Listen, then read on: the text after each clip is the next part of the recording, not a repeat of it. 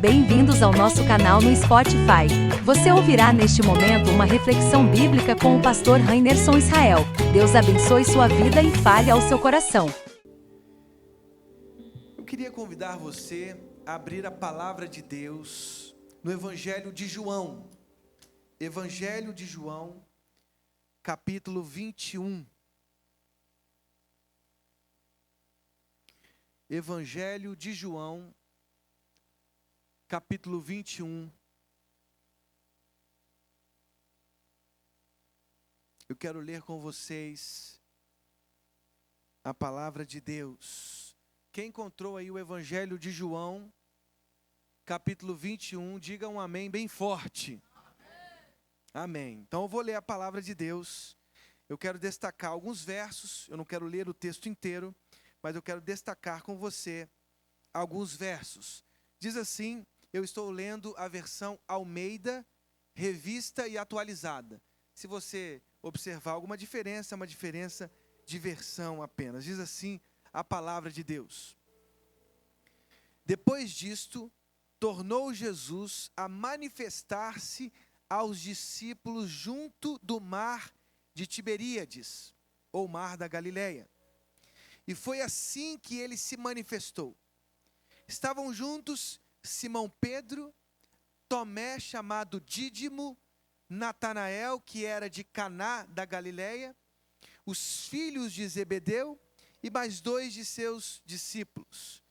Disse-lhes Simão Pedro: vou pescar. Eu quero destacar isso com você. Preste bem atenção na proeminência do apóstolo Pedro entre os demais discípulos. Ele disse assim: vou pescar. Disseram-lhe os outros: também nós vamos contigo. Observaram aqui? Pedro disse assim: vou pescar. Vou voltar à minha vida normal. Lembrem-se das palavras de Jesus: eu vos farei pescadores de homens. Eu vos farei pescadores de homens. É importante entender o quadro histórico-psicológico do texto. Nós estamos aqui nos dramas da própria ressurreição. Os discípulos estavam se adaptando ao fato de que o próprio Cristo ressuscitou da morte ao terceiro dia. E os encontros com o ressuscitado não foram encontros fáceis. Então está aqui Pedro dizendo: vou pescar. E os outros discípulos dizendo: nós também vamos. Saíram e entraram no barco, e naquela noite nada apanharam. Mas ao clarear da madrugada, estava Jesus na praia. Todavia os discípulos não reconheceram que era ele. Vocês se lembram de Maria de Magdala, a Madalena? Ela também não reconheceu Jesus. Mulher, por que choras? O texto de João 20 diz assim, que ela não tinha reconhecido o Rei dos Reis. E aí ele vai e pergunta: Maria. Ele a chama pelo nome. E aí então ela responde: Rabone. Rabone, ou mestre, meu Senhor. Veja que quando ele a chama pelo nome, ela diz Rabone. Uma confissão incrível. É como se nesta confissão, que é maior do que Rabi, ela estivesse reconhecendo plenamente o senhorio de Cristo. Rabone. Então veja o que diz a palavra de Deus. Perguntou-lhes Jesus: filhos, tendes aí alguma coisa de comer? Responderam-lhe: não. Então lhes disse: lançai a rede à direita do barco e achareis. Assim fizeram e já não podiam puxar a rede, tão grande era a quantidade de peixes. Aquele discípulo a quem Jesus amava disse a Pedro: é o Senhor. Simão Pedro, ouvindo que era o Senhor, cingiu-se com sua veste, porque se havia despido e lançou-se ao mar. Mas os outros discípulos vieram no barquinho puxando a rede com os peixes, porque não estavam distantes da terra, senão quase 200 côvados. Vai ao verso 15. Depois de terem comido, perguntou Jesus a Simão Pedro: Simão, filho de João, amas-me mais do que estes outros? Ele respondeu: sim, Senhor, tu sabes que te amo. Tu sabes que te amo. Ele disse: apacenta os meus cordeiros. Tornou a perguntar-lhe pela segunda vez: Simão, filho de João, tu me amas? Ele lhe respondeu: sim, Senhor, tu sabes que te amo. Disse-lhe Jesus: pastoreia as minhas ovelhas. Pela terceira vez Jesus lhe perguntou: Simão, filho de João, tu me amas? Pedro entristeceu-se por ele lhe ter dito pela terceira vez: tu me amas? E respondeu: Senhor, tu sabes todas as coisas, tu sabes que eu te amo. Jesus lhe disse: apacenta as minhas ovelhas. Amém? Feche os seus olhos nesse momento e comece a conversar com o nosso Deus. Comece a colocar a sua alma diante dEle, diante da face dEle, Ele que está entre nós. Senhor Deus, muito obrigado. Muito obrigado porque estamos na Tua presença, diante da Tua face. Tivemos a honra, Senhor, de adorar o Teu nome que está acima de todo nome. De exaltar a Tua majestade. De glorificar o Teu nome. Senhor, agora estamos diante da Tua palavra. Ela é santa, ela foi inspirada pelo Teu Santo Espírito. Ela é alimento para a nossa alma. Fala conosco, Senhor. Fala aos nossos corações. No nome de Jesus. E todo o povo de Deus diz: amém. Graças a Deus pela palavra que é santa. Irmãos, há tantos textos incríveis sobre as aparições do ressuscitado. Vocês se lembram, Jesus morreu, mas ao terceiro dia ele venceu a morte. Ele humilhou a morte. Por causa da morte de Cristo, podemos dizer: onde está, ó morte, a tua vitória? Onde está o teu aguilhão? Por causa da vitória definitiva, consumada de Jesus no Calvário e também através da sua ressurreição ao terceiro dia. Agora, foi incomum, irmãos. Judeus pagaram soldados para interferir nessa história. Isso está lá em Mateus. Vamos criar uma ficção de que os discípulos roubaram o corpo de Jesus. Ninguém estava acostumado com o fato de que alguém poderia vencer a crucificação excruciante do Calvário. A morte dolorosa do Calvário. Mas Jesus venceu a morte. Ele venceu ao terceiro dia e ele apareceu.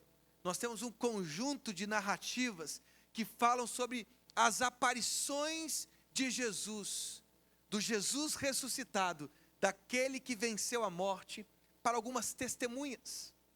Por exemplo, se você abrir agora aí comigo, Marcos capítulo 16, vamos abrir? Olha que interessante o que nós temos.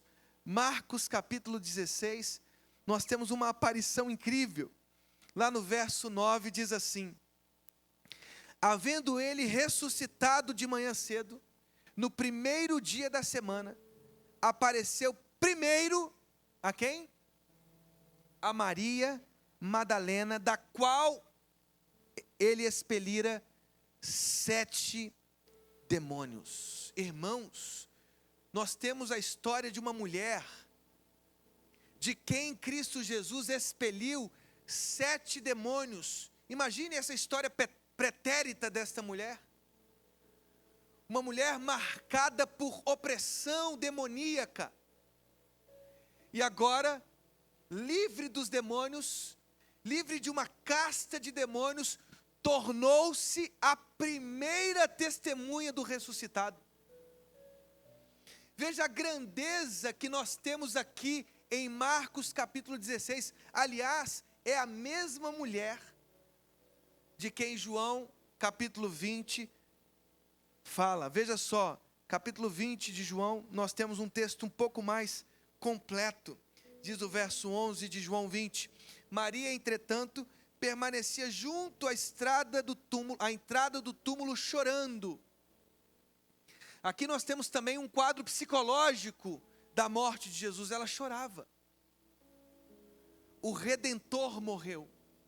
O Redentor foi crucificado. Enquanto chorava, abaixou-se e olhou para dentro do túmulo e viu 2 anjos vestidos de branco sentados onde o corpo de Jesus fora posto, um à cabeceira e outro aos pés. Então eles lhe perguntaram: mulher, por que choras? Ela lhes respondeu: porque levaram o meu Senhor e não sei onde o puseram. Tendo dito isto, voltou-se para trás e viu Jesus em pé, mas não reconheceu que era Jesus. Perguntou-lhe Jesus: mulher, por que choras? A quem procuras? Ela, supondo ser ele o jardineiro, respondeu: Senhor, se tu o tiraste, dize-me onde o puseste, e eu o levarei. Disse-lhe Jesus: Maria. Ela, voltando-se, lhe disse em hebraico: Rabone, que quer dizer mestre.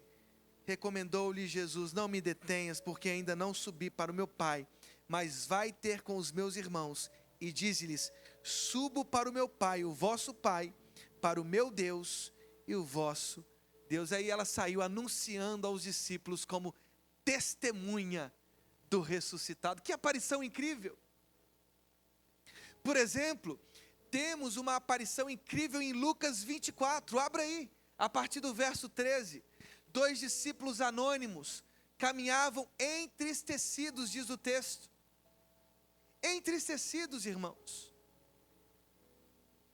Até que o próprio ressuscitado aparece na caminhada e começa a conversar com aqueles discípulos que estavam angustiados, com rostos sombrios, como diz o texto. Por que vocês estão tristes? Você é o único forasteiro, peregrino, que não sabe dos últimos acontecimentos? E aí Jesus começa a conversar, expondo os profetas, a Torá, os escritos, para aqueles discípulos, mostrando o que o texto falava acerca do seu próprio messiado e da sua morte vicária e substitutiva. Uma aparição incrível, Lucas 24, capítulo 13, desses 2 discípulos anônimos. Lá em 1 Coríntios 15, nós temos também uma aparição. Abra comigo em 1 Coríntios 15, diz assim a palavra de Deus. Lá no verso do 6 em diante. Depois foi visto por mais de 500 irmãos de uma só vez, dos quais a maioria sobrevive até agora, porém alguns já dormem. Depois foi visto, verso 7, por Tiago, mais tarde por todos os apóstolos. E afinal, depois de todos, foi visto também por mim, como um nascido fora de tempo. E aqui nós temos, tanto aqui em 1 Coríntios 15, como em Atos capítulo 9, uma aparição surpreendente.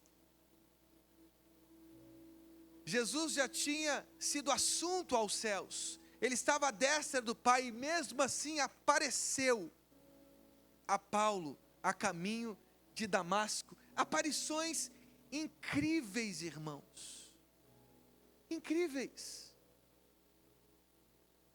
O ressurreto, o ressuscitado estava com os discípulos, pastoreando os discípulos, encontrando com os discípulos, comendo refeições com os discípulos, como se estivesse preparando aqueles discípulos para serem testemunhas, para que fossem testemunhas de sua ressurreição, de sua morte.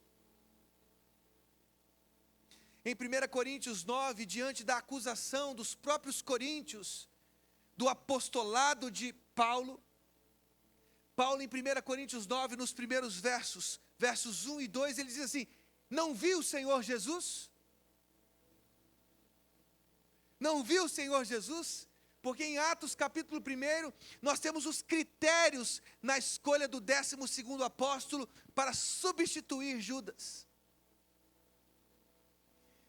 Eles viram o Cristo ressurreto.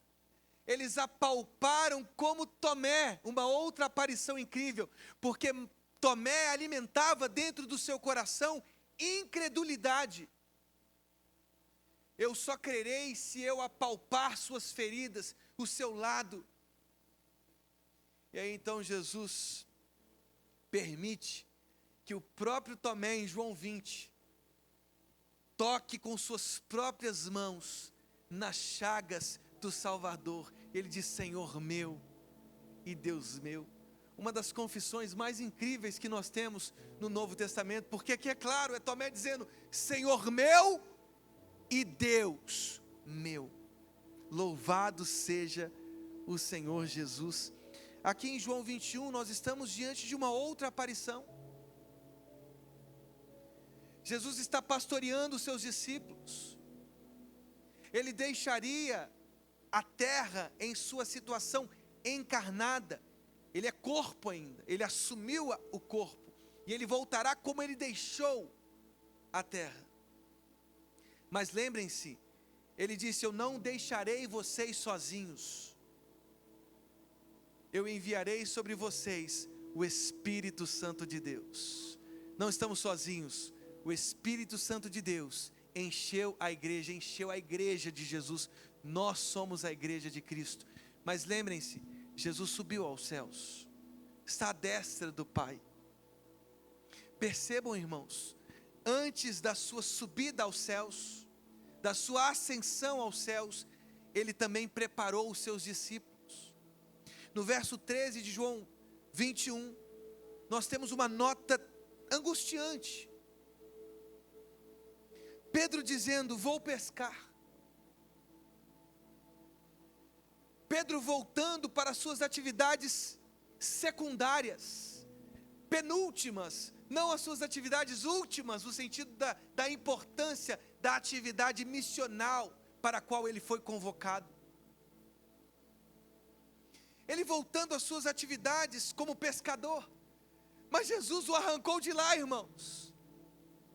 Jesus o arrancou de lá, de uma atividade comum para uma atividade incrível, ser testemunha de sua ressurreição. Eu farei de você um pescador de homens.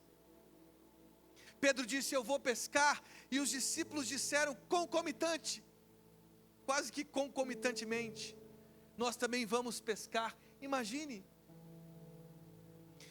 a crise que esses discípulos enfrentavam, uma crise instaurada. Jesus disse: ferirei o pastor, e as ovelhas serão dispersas, e elas foram dispersadas, mas o bom pastor, Jesus é o bom pastor, ele apacenta as suas ovelhas.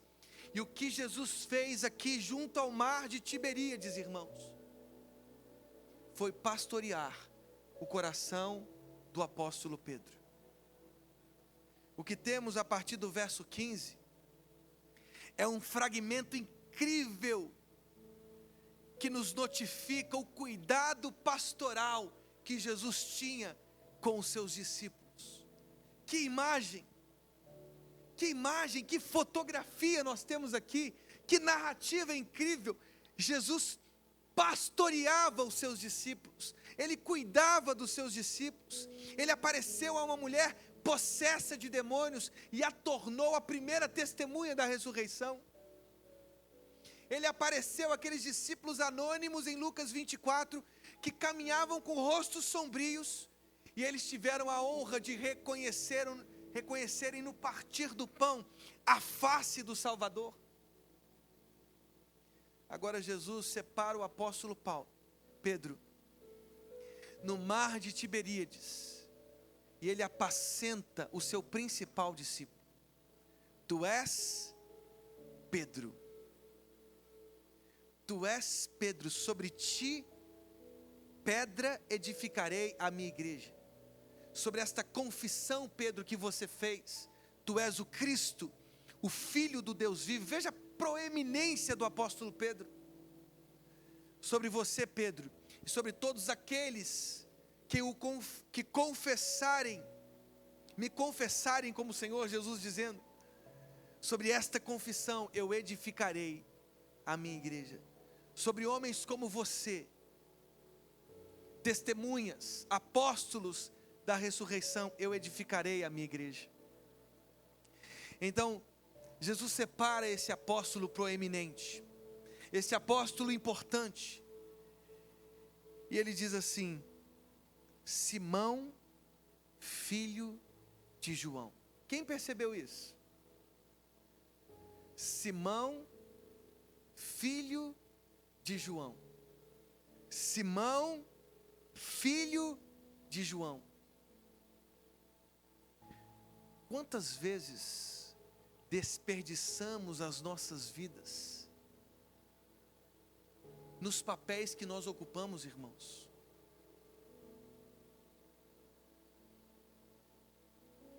Recentemente eu expus a primeira carta aos Coríntios no capítulo 4. E lá os apóstolos e ministros são chamados de despenseiros. São chamados também de ministros. Ruperetas é a expressão grega que Paulo usa ali, escravo. Quem eram os ruperetas no mundo antigo? Eram aqueles escravos que ficavam debaixo naqueles barcos, na parte mais inferior dos barcos, remando. Quem já viu aquele filme Ben-Hur? Vocês se lembram? Daqueles ruperetas, daqueles escravos que ficavam remando diante do toque do tambor? Pum, pum. E os ruperetas, os ministros. Quem somos nós, irmãos? Nós somos escravos inferiores. Nós somos escravos de Cristo. Quantas vezes a tentação de roubar o protagonismo da cruz, de não se esconder atrás da cruz, arranca a nossa alma da simplicidade que o Evangelho exige. Somos ruperetas, irmãos. Somos escravos inferiores que ficamos lá na parte inferior das galés romanas, remando. E que privilégio ser escravo de Cristo. Que privilégio ser servo de Jesus. Irmãos, Jesus está tratando o seu apóstolo, tratando as vaidades do apóstolo Pedro. Quando você vê o verso 9 de João 21, você tem lá a imagem das brasas. Diz o texto: ao saltarem em terra, viram ali umas brasas. Que texto absolutamente psicológico. Esta palavra brasas aparece só num outro texto, na negação. Ele estava diante das brasas, quando por 3 vezes ele negou Jesus. Não, eu não conheço. Ele que dissera antes a Cristo: estes todos podem negar, eu não. Não sei se já aconteceu isso com você. Eu sou um cara forte. Quando vai ver, está derrubado, está caído. Não é verdade? Porque a gente é gente. Veja que Jesus usa uma expressão aqui para trazer Pedro de volta para a sua vida. Tu és Pedro, mas agora eu quero conversar com você, Simão, filho de João. Simão, filho de João. Simão, filho de João. Desfaça, Simão, filho de João. Desfaça aqueles andares que você subiu. retire suas roupas apostólicas e lembre-se que você é gente. As brasas estão aqui. Por 3 vezes Jesus, Simão, filho de João, Simão, filho de João, Simão, filho de João, você me ama? Mas por quê? Por que tão intensamente assim? Por que 3 vezes? Jesus estava mostrando para Pedro quem ele era, quem nós somos. Nestes encontros que fazemos com Cristo, como é bom quando Ele arranca as nossas vaidades, quando Ele arranca os nossos personagens, os personagens que nós construímos para manter as nossas posturas sociais. Como é bom quando Ele arranca tudo isso e traz para a superfície as nossas próprias sombras. Veja que linguagem psicanalítica de Jung, as nossas sombras. Todos nós temos sombras. Todos nós estamos diante dos braseiros, ouvindo do próprio Cristo acerca das nossas próprias humanidades. Quantas vezes a religião nos perverte e nos faz construir personagens ficcionais, fictícios, que não representam quem nós verdadeiramente somos. Arranque tudo isso, irmão. Quando estamos diante de Deus, Ele sonda a nossa alma. O Salmo 139, verso 4 diz assim: Tu, Senhor, já conheces toda, ainda a palavra não me chegou à boca, e Tu, Senhor, já a conheces toda. Salmo 139, verso 4. Ele conhece quem você é. Ele sabe quais são suas sombras, as minhas sombras. Ele sabe quem nós somos. E é por isso que Ele nos chama pela nossa própria história. Pedro é uma posição apostólica. Simão, filho de João, era a sua própria biografia. Os seus medos, os seus temores, os seus desesperos, suas vaidades, seus orgulhos, estavam todos ali, de frente para a brasa. E a brasa estava apontando para João, Simão, filho de João, quem ele era. Quem é você diante da luz da brasa?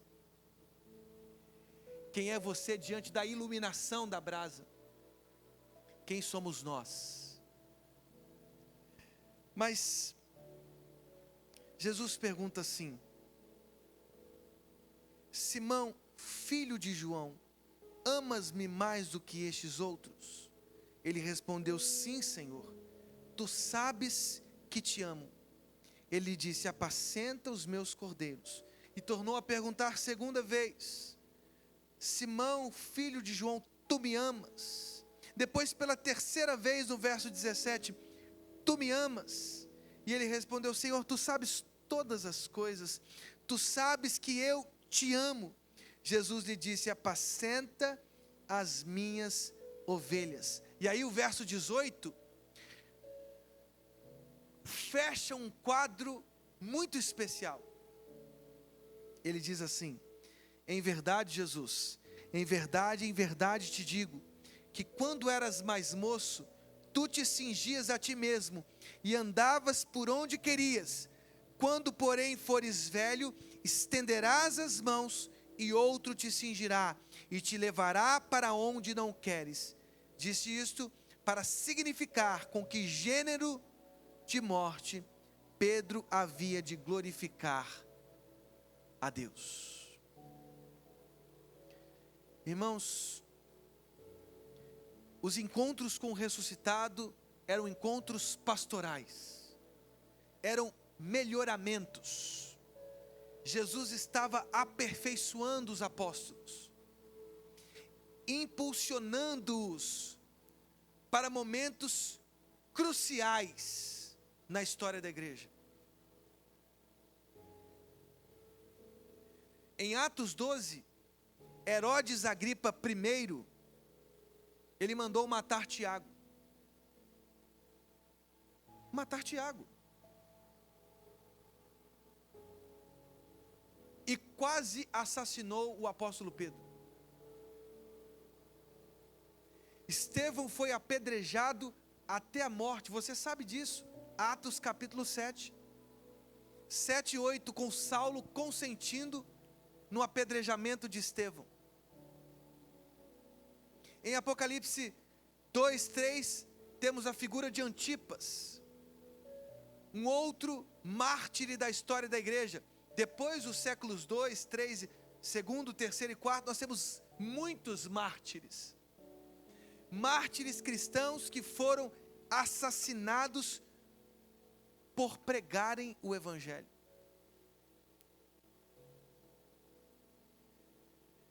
O que Jesus faz com o apóstolo Pedro era averiguar que tipo de amor Pedro nutria dentro da sua alma por Jesus. Simão, filho de João, você me ama? Você me ama porque numa situação de perigo você me negou 3 vezes. Mas eu estou te enviando para um matadouro. Romanos 8, Paulo diz isso. Somos considerados como ovelhas diante dos próprios tosquiadores. Não é isso que diz Romanos 8? Nós somos lançados às cobras, irmãos. Os cristãos que querem viver piedosamente precisam sondar sua alma e responder com verdade se amam verdadeiramente Jesus. Porque, irmãos, é muito fácil ser religioso.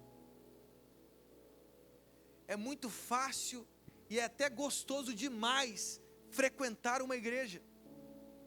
Frequentar uma igreja é muito bom socialmente falando. Aqui você tem amizades, aqui você tem pessoas boas com as quais você convive. No meio das suas fragilidades você recebe oração.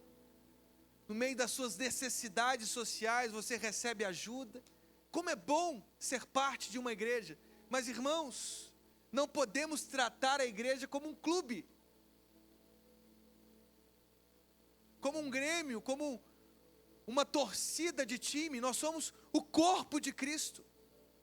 Ser corpo de Cristo é carregar intrinsecamente em nossos corpos as chagas do ressuscitado. Por isso Paulo dizia: eu completo os sofrimentos de Cristo Jesus em meu próprio corpo. Porque o convite que Jesus fez para nós não é um convite assim: você vai ser alegre, você vai ter todas as vitórias financeiras do mundo, você vai conquistar, você vai ir além, você vai galgar espaços que ninguém alcançou, você vai ser o cara. Essa é a mensagem do diabo em Mateus 4. A de Jesus não foi essa. A de Jesus foi: as raposas têm os seus covis, as aves têm os seus ninhos, mas o filho do homem não tem onde reclinar a cabeça. Você quer me seguir? Tome a sua cruz. Siga-me. A mensagem de Jesus sempre foi contundente e clara: no mundo tereis aflições. Irmãos, ele foi claro. Jesus não podia criar uma ficção aqui, iludir o apóstolo. Ele precisou esclarecer o tipo de morte que ele enfrentaria. Pedro, antigamente você tinha liberdade em cingir-se, descingir-se, não sei nem se existe esse verbo. Você tinha essa liberdade, mas agora não. Agora acabou. Sua vida será escravizada neste ministério. E você sofrerá uma morte difícil. E aí, você levantaria a mão?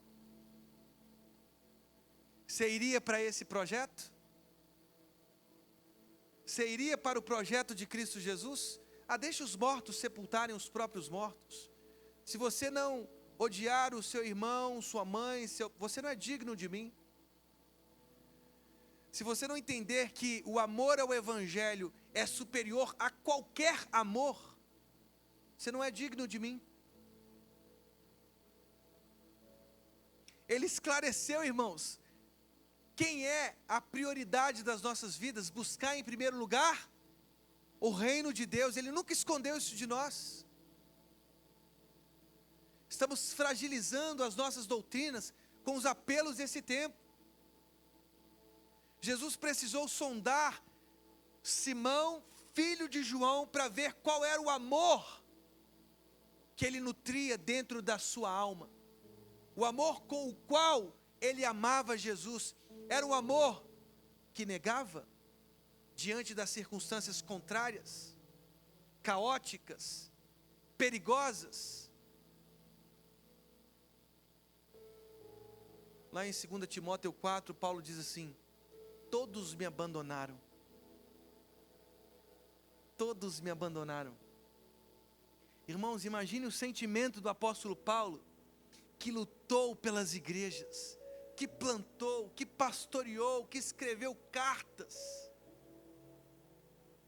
que discipulou, que ensinou numa escola de Tirano, em Éfeso, que cuidou, que apacentou, que viajou quilômetros, que enfrentou as piores crises, perseguições, naufrágios, açoites, e no final de sua vida, tendo que dizer: todos me abandonaram, Timóteo. Eles amaram o presente século, eles não entenderam a beleza do Evangelho, eles não entenderam a beleza do reino de Deus. A pergunta que Jesus fez a Simão, filho de João, o apóstolo Pedro, é a pergunta que ele faz para a gente: você ama Jesus de verdade? Eu tenho que responder isso, irmãos, e como eu fico constrangido. Você está pronto para seguir Jesus verdadeiramente? Você ama Jesus ou você tem medo do inferno? Ou você vê alguma vantagem financeira que você pode receber, uma prosperidade que você pode receber? Qual é o seu real sentimento por Cristo Jesus? E aí, por 3 vezes, e eu encerro com essas palavras, Simão, filho de João, diz assim, Jesus diz a Simão, filho de João: apacente as minhas ovelhas. Apacente as minhas ovelhas. Apacente as minhas ovelhas. Jesus está dizendo: se você quer realmente me amar, cuide dos meus cordeiros, cuide do meu rebanho, ame a minha igreja, apacente os meus discípulos. Irmãos, o nosso chamado é um só. A nossa vocação é única, é pastorear através dos dons, ministérios, serviços que recebemos do Espírito Santo, as ovelhas de Cristo. Mas essa é minha responsabilidade? Você é pai? Você é mãe? Então você tem uma posição de liderança.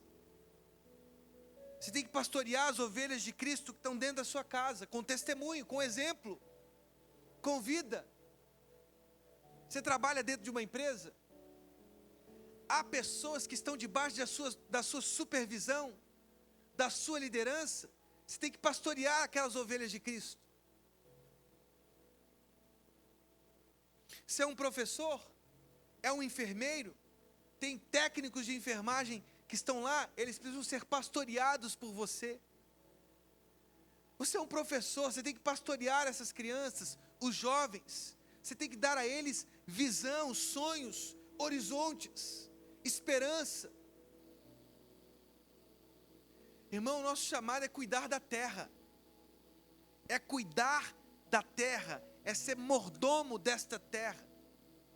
É não desperdiçar o nosso tempo com meninices, com infantilidades, mas é derramar sobre a história os dons que recebemos do Espírito Santo de Deus.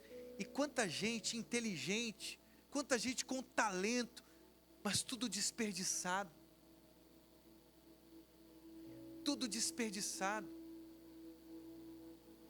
Irmãos, Deus os chamou para pastorear o mundo.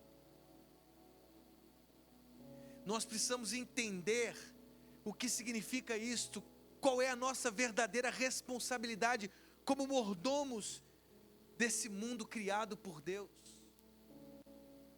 Nós somos aqueles que, através das nossas vidas, exemplos, estabelecemos justiça, paz, domínio próprio.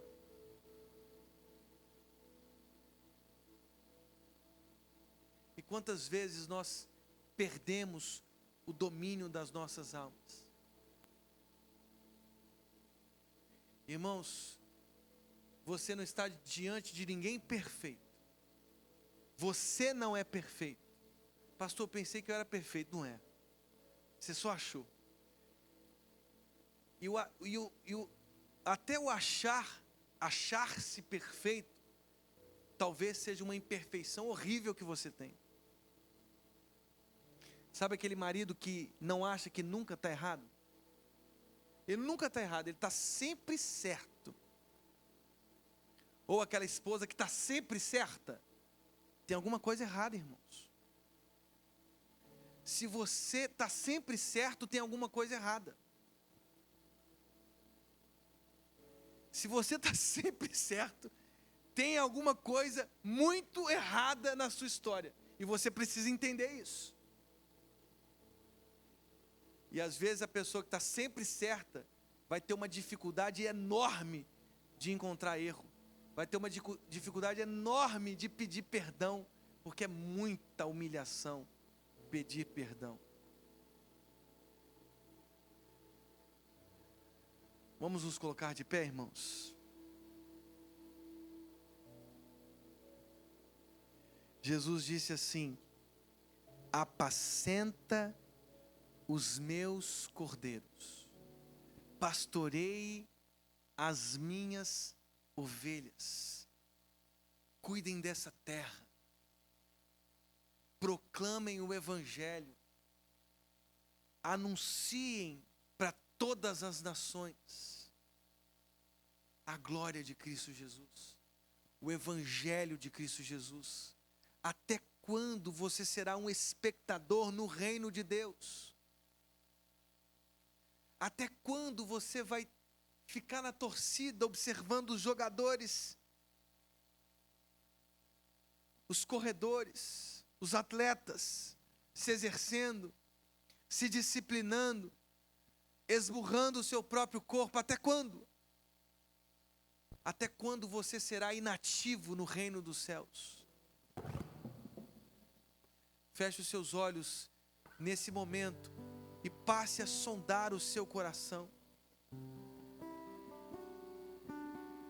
Passe a perguntar para você mesmo com sinceridade: quais são os meus dons? Quais são os meus talentos? Tanta gente talentosa, tantas áreas da nossa igreja. Até quando você vai se furtar? Até quando você não vai dizer: eis-me aqui, Senhor, envia-me a mim? Muito obrigado, Senhor, pela Tua palavra. Muito obrigado pela Tua graça. Muito obrigado por tudo que o Senhor tem feito em nossas vidas. Queremos viver o Teu reino. Queremos viver a Tua palavra. Queremos apacentar os Teus cordeiros. Nos ensina, Senhor, que não é sobre papéis sociais, é sobre quem verdadeiramente somos. Nos ajude, Senhor, a entender qual é o tipo de amor que estamos nutrindo dentro da nossa alma. Não queremos amar com amor superficial, queremos amar com o amor de Jesus. Nos ajude, Deus, a viver o Teu reino com integridade, com intensidade, com paixão. Em nome de Jesus. Amém.